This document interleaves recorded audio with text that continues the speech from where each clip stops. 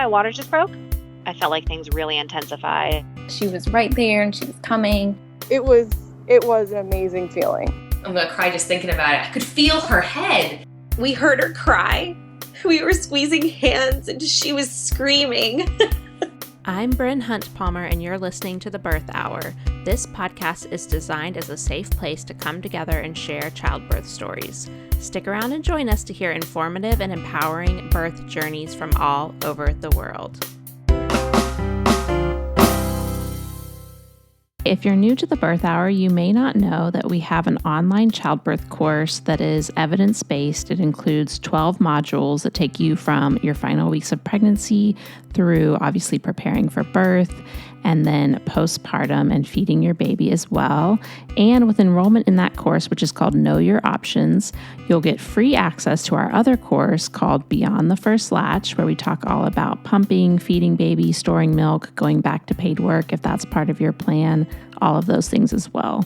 Okay, so if you go to thebirthhour.com/course, you can see everything laid out in the course, module by module, as well as an FAQ section, which will hopefully answer some of your questions if you have any, things like how to get it covered by an FSA account and things like that. It also talks about the bonuses that come with the course, including bi-monthly Zoom calls and access to our private Facebook group. So again, that's thebirthhour.com/course. And you can use the coupon code 100OFF for $100 off enrollment as a podcast listener. We would also love to welcome you into our listener supporter group via Patreon. That's at patreon.com/birthhour. And by becoming a Patreon supporter, you get access to all of our archived episodes. This podcast launched in 2015, so we have over 800 episodes in the archives that are not in the main podcast feed.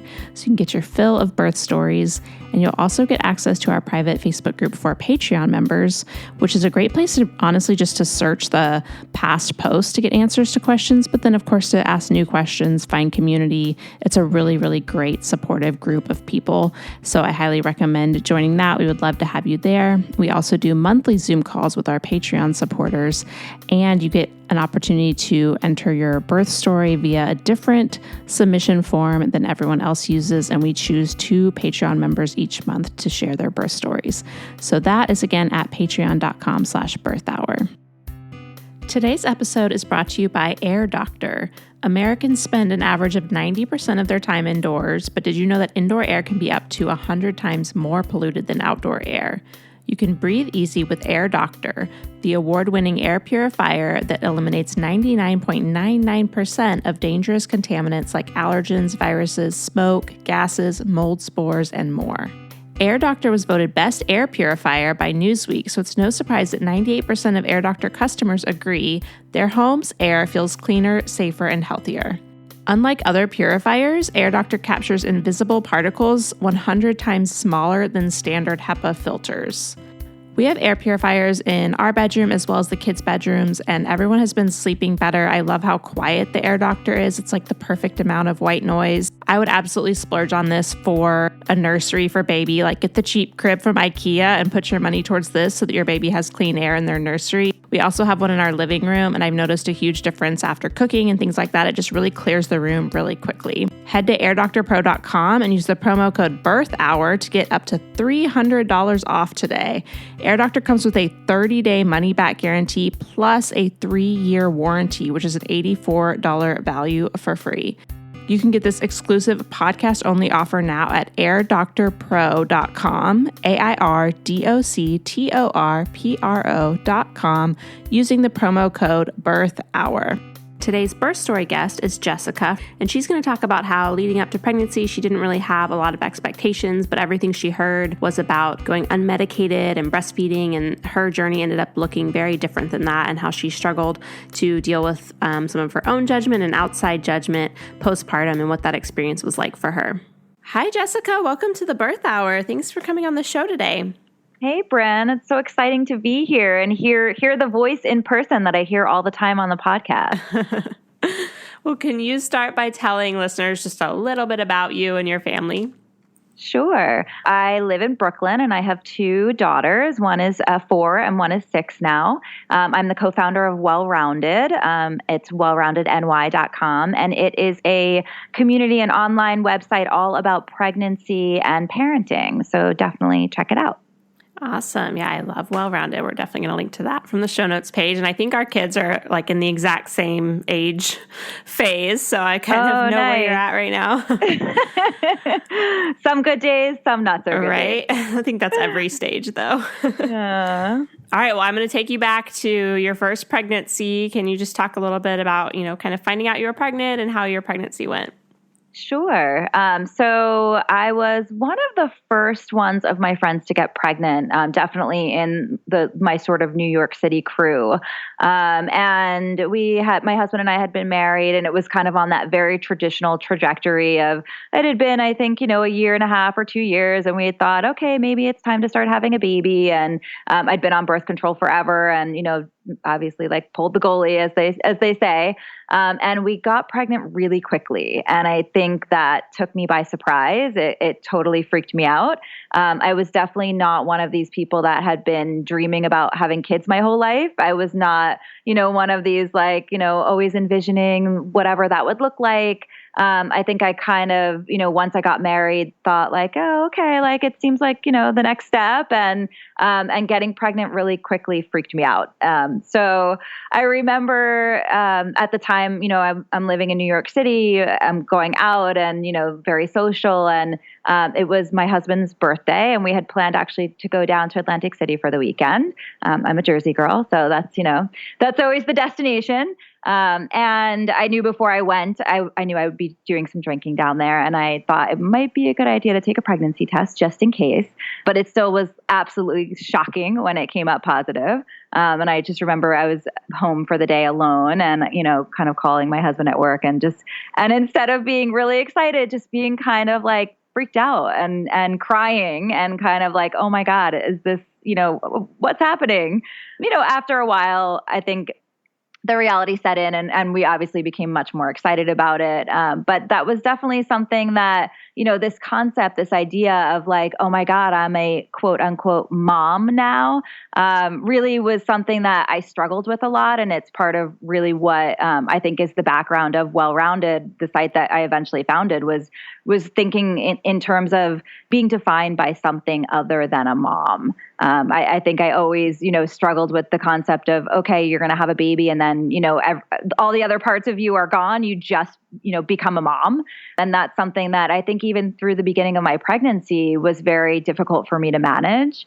I always think about the time that I told my co-founder, my well-rounded co-founder, that I was pregnant. I went into that meeting. I probably was, 8 or 9 weeks along, or maybe a little bit further, and being just really petrified of actually sharing the news of my pregnancy because she was somebody that I had worked with and in the magazine world, and just kind of thinking like, oh my God, she's going to think I'm so lame. Becoming like a grown up, like a mom. And it, and it turned out that I sat down for dinner with her that night. And rather than ordering beers, I shared my pregnancy news, and she actually shared her pregnancy news with me at the same time. And I think it was kind of this joint feeling of like, oh my God, we're supposed to be, identifying now as this person that's a mom. And we were both really kind of petrified to make that transition. It got gradually easier, I think, over the pregnancy. And, the more your body changes, the more it starts to give you the signals that this is happening, the more accepting and excited I became about it. But I think that my initial feelings were ones of trepidation and being very overwhelmed. That's so lucky, though, to have your really good friend pregnant at the same time. Totally. It was like, it really was like one of these, just like these things you just can't plan for. And at the time we had been, we were friendly, but more sort of work colleagues. And this certainly was something that brought us closer together. I think I remember another point in my pregnancy where it kind of like the flip switched a little bit for me. I was probably about 6 or 7 weeks into my pregnancy. So still very early, hadn't really shared with a lot of people. And I had a lot of breakthrough bleeding. I didn't know anything about that at the time. I didn't know that people could bleed during pregnancy and that it could be healthy. And I remember I had gone out to dinner with some girlfriends. It was actually a night that I shared with 2 of my closest friends that I was pregnant, and was so excited at dinner, kind of sharing the news with them. And then we went out to this play. And in the middle of the play, I went to the bathroom and noticed that I was bleeding. And progressively through the evening, the bleeding got heavier and heavier. And I thought to myself, like, I'm miscarrying. Like, how could this blood be anything else? Like, this is the end of that. It was the first time that I felt that roller coaster of like, wait, I don't want to miscarry. I don't want this to happen. And I think where that flip kind of switched and made me feel like, wait, I want to be pregnant. I want to have a baby. And thankfully, I went home and I continued bleeding. I went to the doctor the next day and she did an ultrasound and the baby was, in place. It must have been a little bit later than 6 weeks because she could still see it. I had bleeding throughout really my whole first trimester, with varying degrees of, I don't know what you would call, like it seemed like a lot of blood to me. But it turned out to be normal. And I don't know in other women that you've spoken to if others have experienced that, but I've since talked to a lot of women about it, especially in my journeys at Well Rounded, and realized that it's quite, I wouldn't say quite common, but that a lot of women do experience that, and that it's not always something that, is going to, equal miscarriage. And it's obviously something you should talk to your doctor about. But I was relieved to, that my pregnancy progressed as normal. What was the explanation for it for you? You know what? I don't... Either if I got one, I don't remember it, or, that it just happens sometimes. So I'd be eager to hear other women's comments on, what they learned about their own breakthrough bleeding or early bleeding. Some people told me it could have been implantation bleeding, although I think it was too late in my pregnancy. And also it seemed like a lot of blood. But it stopped after my first trimester. So yeah, I think the only thing I've really heard of is like when you have a hematoma of some sort in your uterus and then that bleeds. I've heard that a few times, but I've never heard of just like sometimes you bleed without an explanation. That would be like, seems really stress inducing. Right. I don't know. I know, again, maybe it was a hematoma that I just, nobody ever recognized or, shared with me. Mm-hmm. But it stopped. So, and really after that, the rest of my pregnancy was very non-eventful. I felt very healthy. I never had morning sickness. I felt good. I felt energetic. At the beginning I was tired, but I really enjoyed being pregnant.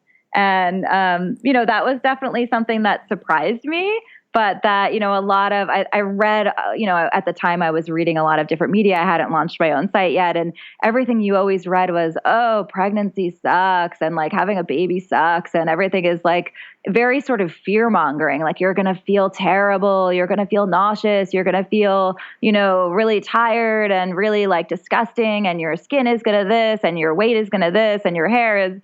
And I didn't feel any of those things. And I think it was the first time that I was sort of identifying that the pregnancy media out there wasn't really speaking to me, or that there was definitely something missing, because I wanted something that was excited, something that really like shared my enthusiasm for how I was feeling. And it was hard to come by. So how did what did you decide for your care provider and where you wanted to give birth and everything? So I had been actually seeing a gynecologist since I moved to New York City. She's probably my longest running relationship that I have had in New York City. I literally started seeing her, I think, right when I moved here. And, it turns out that when you become pregnant, she becomes not only your gynecologist, she's your OB. So I very easily made that transition. I felt very comfortable with her. I had known her already. I'd been seeing her for probably close to 10 years. And she was willing to see me as much as I wanted to be seen, but she was also very hands off, very, pregnancy is a natural condition. It's not a sickness. You should keep doing all the things that you're doing. You shouldn't let it kind of, especially because I was having, I had a sort, I did not have a high risk pregnancy. And so she just encouraged me to kind of keep on, like, don't get stressed out. Don't over Google, just like do your thing. And if you feel alarmed, call me. One thing that we did talk about early on in the pregnancy was my quote unquote birth plan. I think, a typical New Yorker, I started sort of studying up early. And like I said, not a lot of my friends at that time had babies yet. But I did have one friend that did, one of my very closest friends, and she had an unmedicated birth. And so that's really all I knew about birth. I didn't really know much more. And that it sounded good to me. It sounded there were so many reasons to have an unmedicated birth. And I wanted to have an unmedicated birth, I decided. And, I did some reading about it. And I think that a lot of the media that I was reading at that time was sort of encouraging this very sort of earth mama feel, really being in touch with, your body and being able to do that and how empowering that could be. And I didn't really even question it.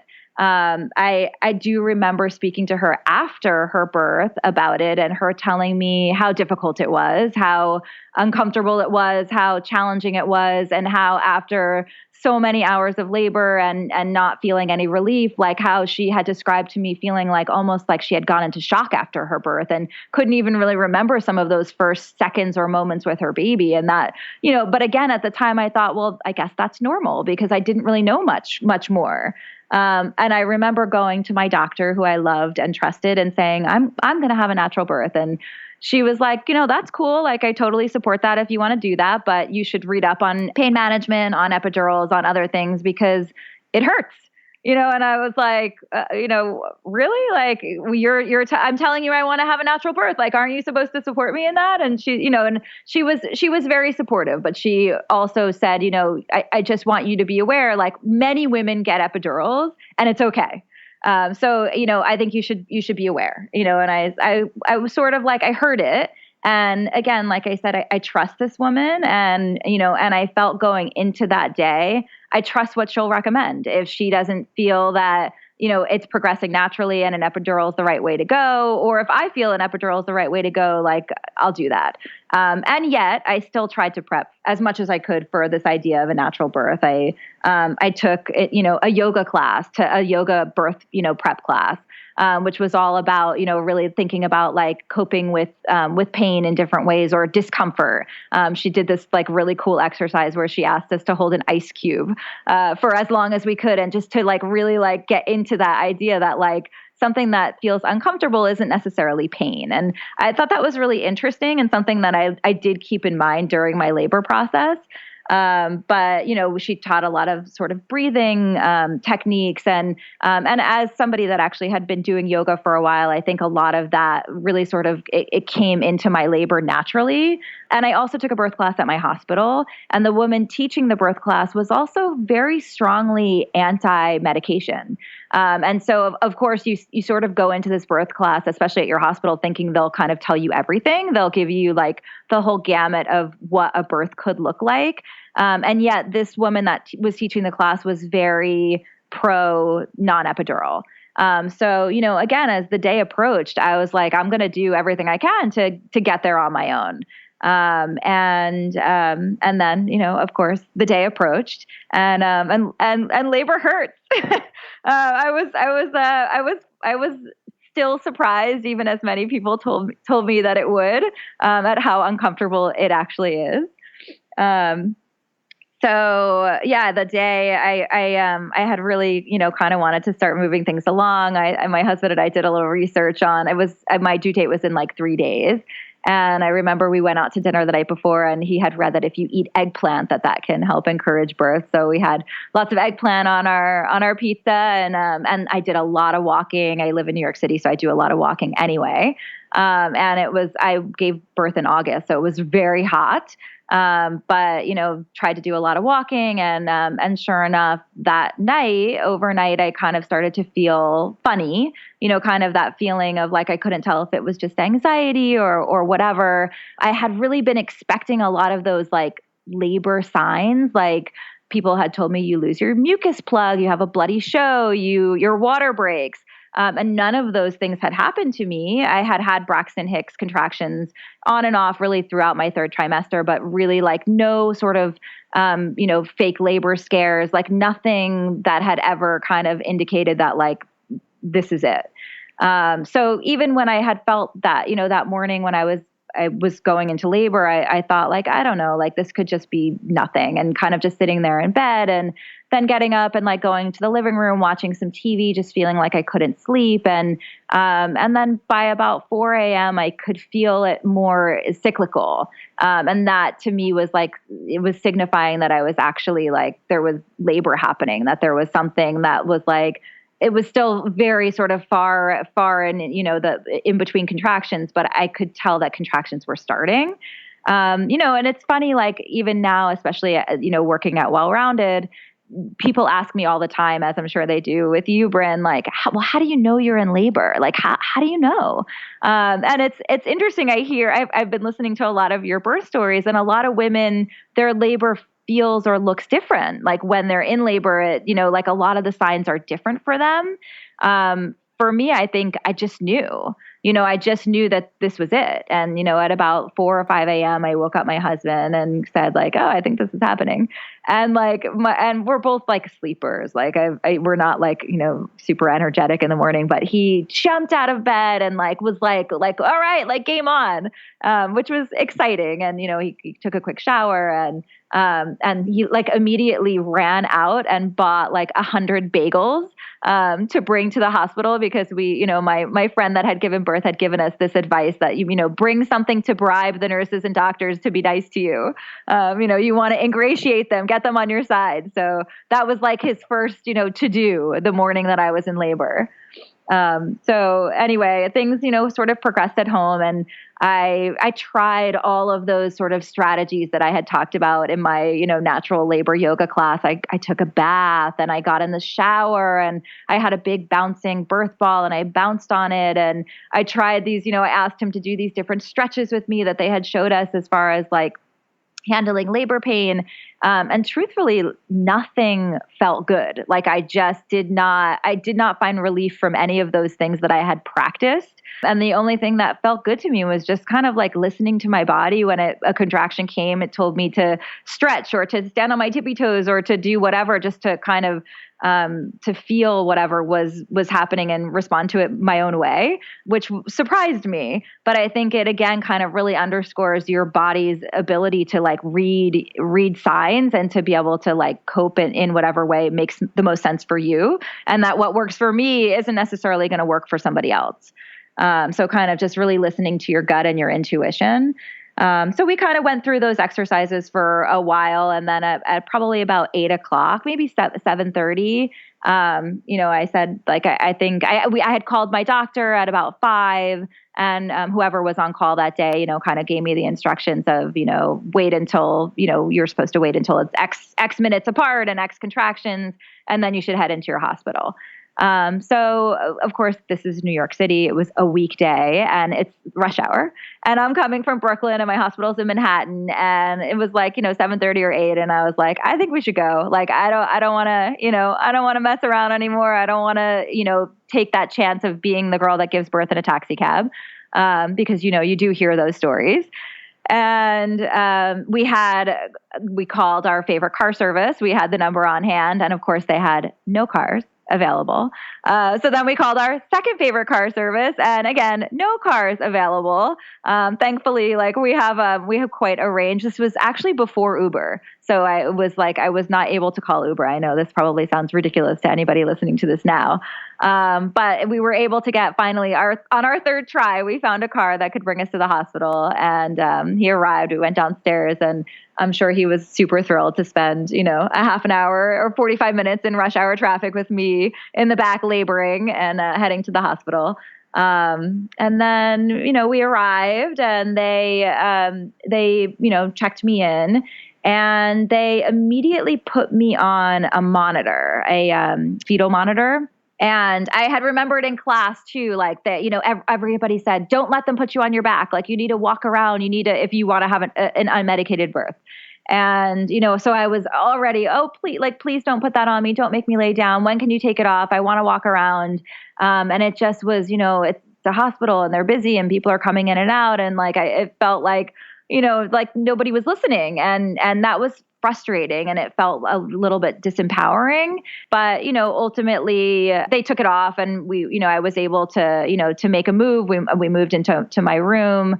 I labored a little bit more and they determined I was already 7 centimeters dilated.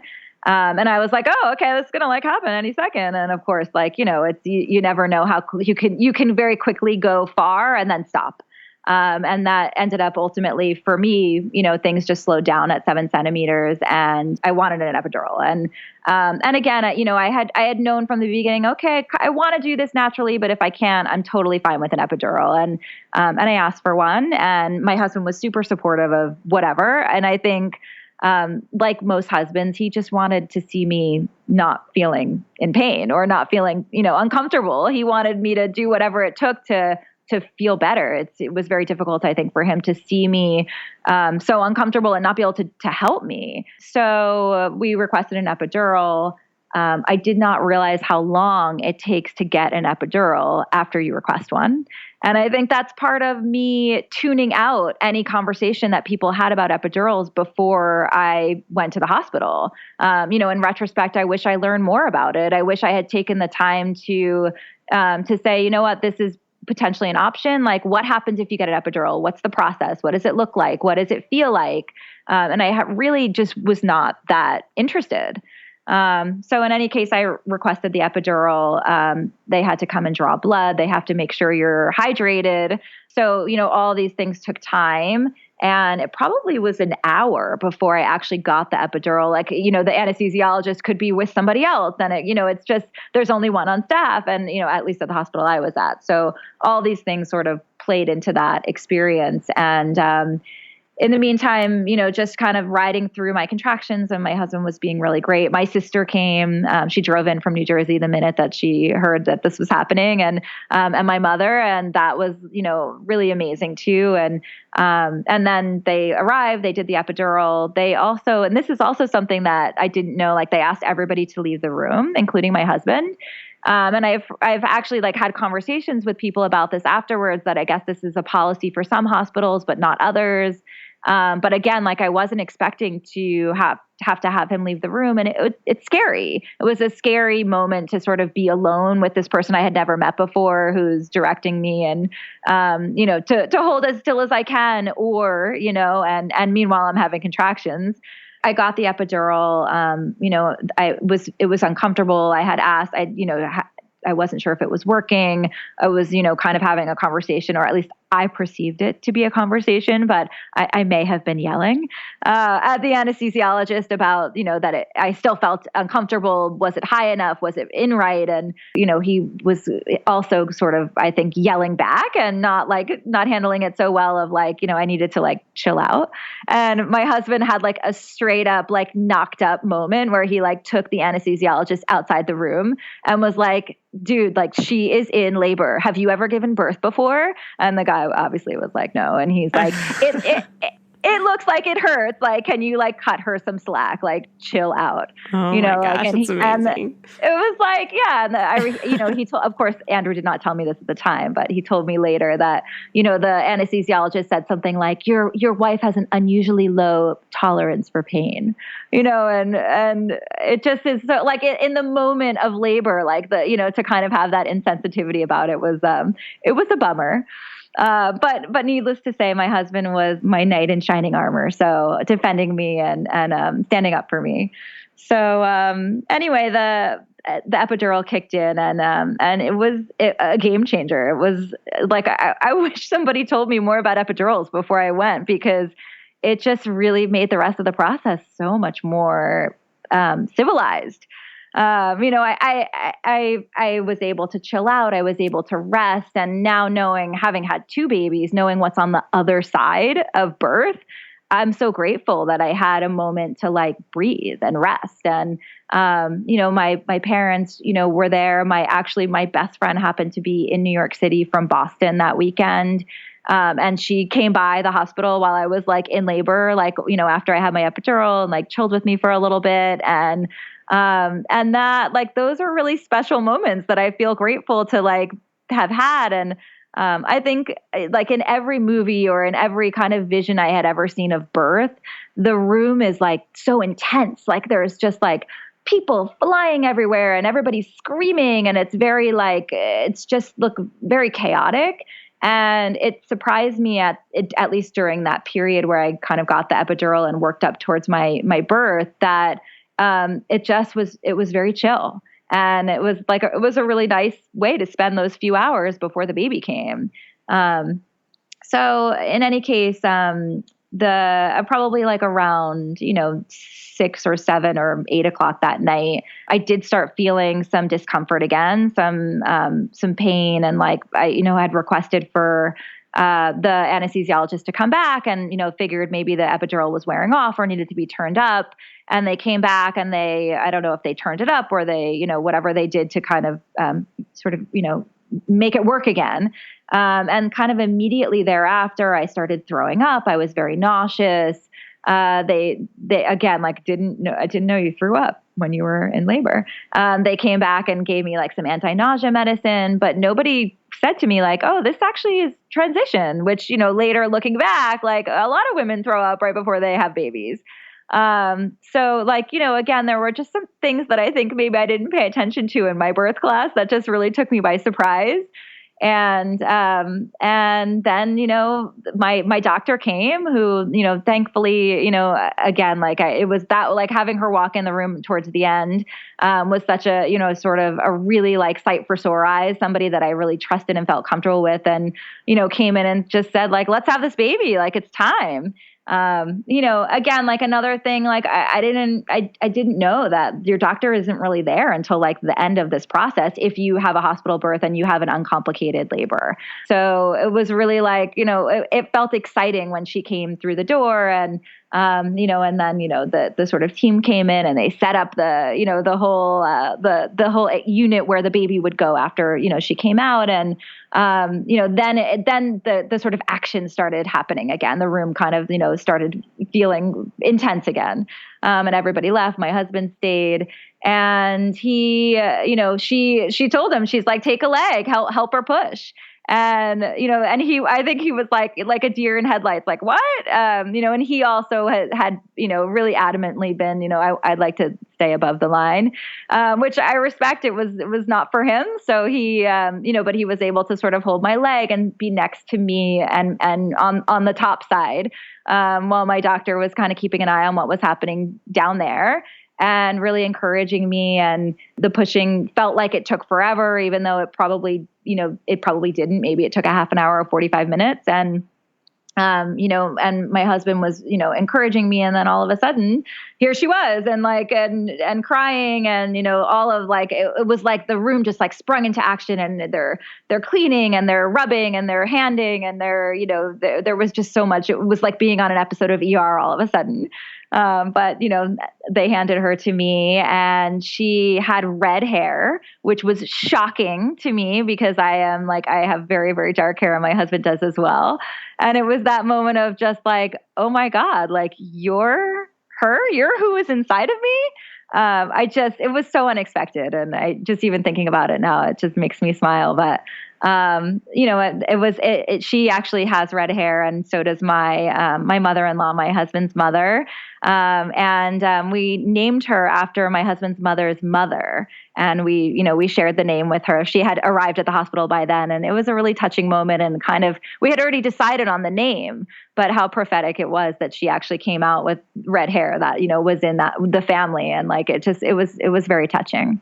So in any case, everybody sort of like cleared out. It was actually kind of, thankfully, it was the evening, and like visiting hours were over at like 9, and she came at 8:30. So everybody was able to like say hi and then leave. The next 3 days were very intense. And I think, again, similar to how I felt about birth, I felt she should room in with me. This was even before there were sort of baby friendly designations in hospitals. I had read she shouldn't leave your side. She should be with you. You should be breastfeeding constantly. And so all of those things were things that I felt strongly about. So, that was kind of the beginning of like my postpartum experience, which was very different than my pregnancy experience. Felt very empowering. My postpartum experience felt very much the opposite. Well, you went into so much detail. You thought you weren't going to remember all the details, but I feel like I had such a good picture of how it went. That's so great to hear. It's amazing it's amazing how it really does like sort of flash back to you even after having two. Right. All right. So let's talk a little bit about your postpartum and breastfeeding experience. Yeah. So, like I had said, I had, decided that I wanted to breastfeed. I never thought that it would come naturally per se. I was very nervous about it, but I took a class before and I tried.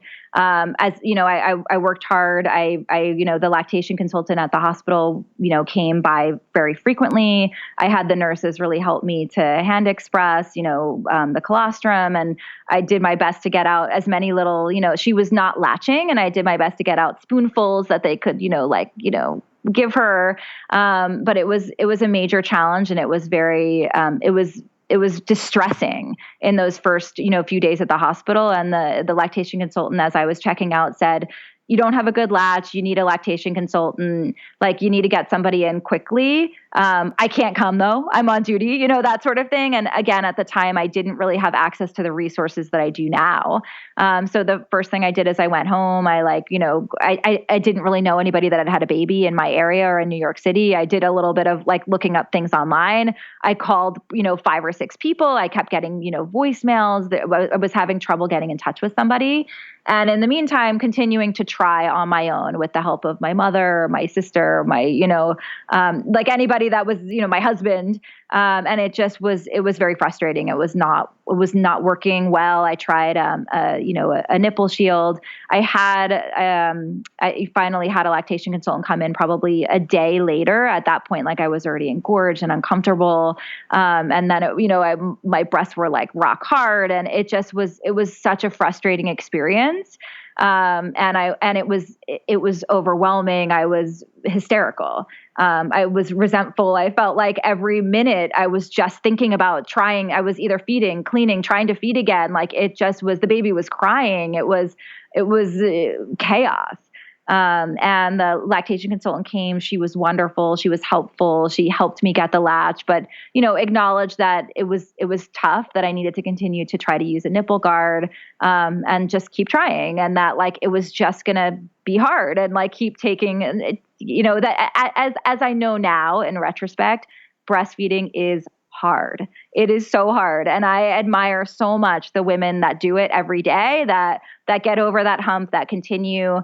For me, I probably tried for 7 days, and it was a devastating experience for me. And finally, I wanted so badly to stop. I wanted to and I had supplemented a little bit with formula at that point. I wanted so badly to not breastfeed anymore, but I felt so terrible about it. I felt like it was the right thing to do.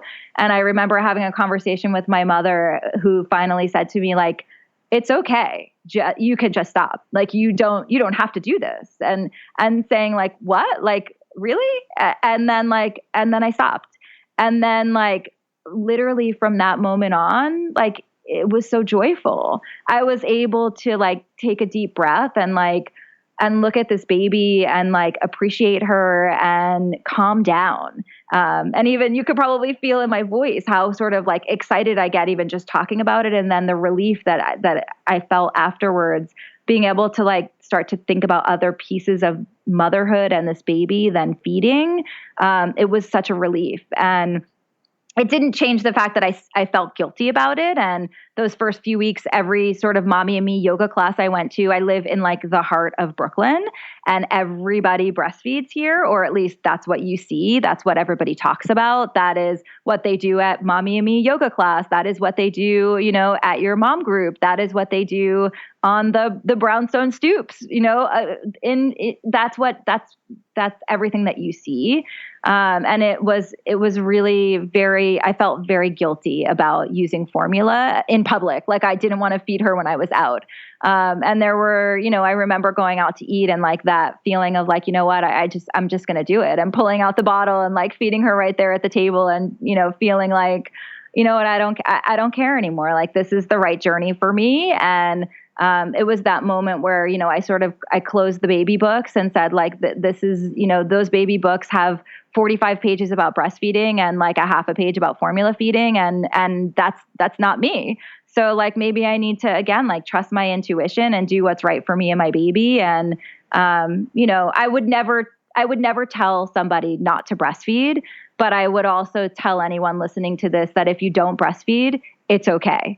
And that you are not doing a disservice to your baby, and that your baby is going to be beautiful and healthy and smart, because I have two babies that both were formula fed, and they are both delicious and intelligent, and they bonded with me the same way that other breastfed babies bond with their moms. And, you know, if there's one thing I wish, or I hope that listeners do hear, is that there are so many choices you can make around feeding, and you should make the one that's right for you and your family. And, you know, as they say, F everybody else. Like, it's about you and about your motherhood experience, and taking care of what's right for your family. I love that. Thank you so much for sharing that perspective. I know that there's people out there just nodding along. Aww. All right, well, let's go ahead and get into your second pregnancy and birth. Yeah. So my second baby, we decided we were aiming for about 2 years apart. And we decided to start trying a little before then, just because I was getting a little older, and I thought, you know, it might be tougher to get pregnant. I, you know, obviously have a lot of friends that are dealing with infertility, and now sort of having started well-rounded at that point, knowing that existed made me a little bit more nervous. But again, I got pregnant very quickly. And it turned out that my kids were going to be 21 months apart. And again, when I found out that I was pregnant, I cried. I was not ready for that. I was very overwhelmed by the fact that they would be so close together. And I also cried because my sister, who is my best friend, had told me about a week before that she was pregnant. And it was her first baby. And I felt so much guilt about getting pregnant at the same time as her and not allowing her to have that experience to herself. It really made me feel, you know, I felt so nervous to tell her. But anyway, of course, I did. And she was overjoyed. And it turned out to be such a blessing to have pregnancies at the same time and to be able to experience it together. And we went on a little baby moon together. And it was really special. And I feel like, looking back, it was so silly that I had anxiety about it, because she was nothing but, you know, such the best sister. And of course, I was hoping that I would have a sister for my little girl. And it turned out that I did. I was having a girl. And, you know, having a sister and knowing what that is like made me feel so grateful that, you know, I was, you know, going to have two girls that hopefully one day will grow up to have a relationship like I do with my sister. I have a brother too, who I love also very, very much. And he is also a blessing in my life. In case he's listening. In case he's listening. A good pregnancy, I think, for anyone that has a second pregnancy will tell you, as I'm sure you know, Bryn, it was more tiring. It's tough taking care of a toddler, especially at that time. She was like still a baby, and, you know, being pregnant and having a baby and still taking care of a baby. But, you know, it was kind of, it passed by very quickly. And at the time I was also sort of launching Well-Rounded. And so I was very sort of interested and excited about that stage that I was in. And as I got closer to the birth, I was, again, like this time knowing, much more comfortable knowing, okay, like I'm probably going to have an epidural, like it's cool, like I don't mind.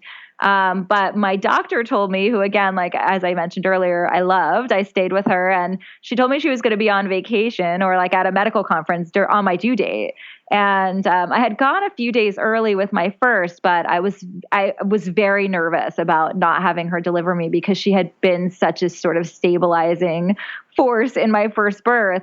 And I remember seeing a friend of mine that had two babies already, and she was like, "Oh, like, well, why don't you get induced?"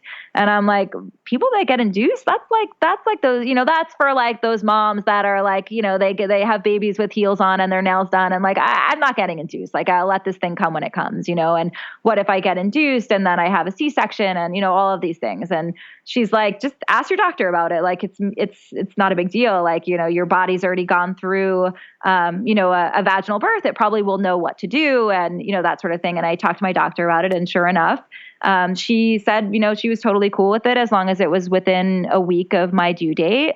And, it was like something I didn't even know was an option. And I'm not sure it is an option for everybody. I think, again, for me, I had a healthy pregnancy, like a no risk as far as my births go. I had a healthy birth the first time. But I chose to get induced. I went to the hospital, I think it was 5 days before my due date, just based on wanting to know that my doctor would be able to be around like the following day if there were any complications. And an induction actually was in some ways, I know that it can really suck. But the nice thing about it, at least in my case, was my doctor had to be there for the entire process of the induction. So, I went in early. We actually, like my husband and I, like, again, this being New York, like I knew I was being induced. I wasn't in labor when I went to the hospital. So we took the subway. And I remember being on the subway, on the way to give birth. And it was, again, rush hour because they induce you at 7 a.m. So, or whatever, 8 a.m., whatever time I had to be there. So we were on a super crowded train. And I tell you, nobody moved for me. My husband actually had to ask somebody for a seat. So just so ridiculous. If anybody is listening that rides the subway, seriously, get up, look around, find a pregnant person and offer them your seat. Literally about to have a baby and nobody gave me my seat.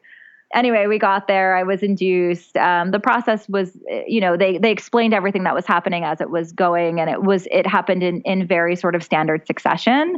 Not to say that I got an epidural pretty early on, so I didn't experience a lot of that sort of labor pain that I had the first time around. And she came at around 5:30 that night. Of course, right before she came, my doctor had to go down and do a scheduled C. So she's like, I'll be right back. Nothing was progressing. I'll be back in a minute, and literally 5 minutes after she walked out the door, I was like, you guys, this baby's coming out. And they're like, no, nobody's and I remember there was a med school student that was in the room at the time, this guy. And he's kind of checked, and he's oh, he got this look on his face, oh, SHIT, this is actually happening.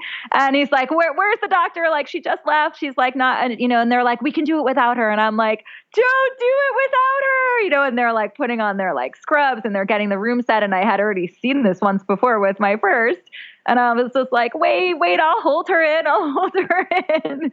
And, sure enough, my doctor was able to dash back up and make it just in time to deliver. And true to, I think, what a lot of women will tell you about their second babies, or at least, I think what people told me is she came very quickly. It was 2 pushes and that baby was out. She was determined. She knew what she wanted. She was and that is who she still is today. I did, even after formula feeding my first baby, I tried breastfeeding again. And this time at the hospital, I remember having a nurse that she was my regular nurse that first day, as many women are assigned, really pushing and pressuring me. And I said, this time around, my husband had to go home. He, spent the night with my older daughter, and I asked for them to take the baby to the nursery, and I told them it was okay if they wanted to give formula. And I pumped and they came back and they put her on my breast, and she actually seemed to be latching better. I thought, okay, maybe this is actually going to work. I went home. I was having a lot of pain and discomfort. It still didn't really seem all of a sudden when I wasn't in the hospital setting, I couldn't really quite figure it out.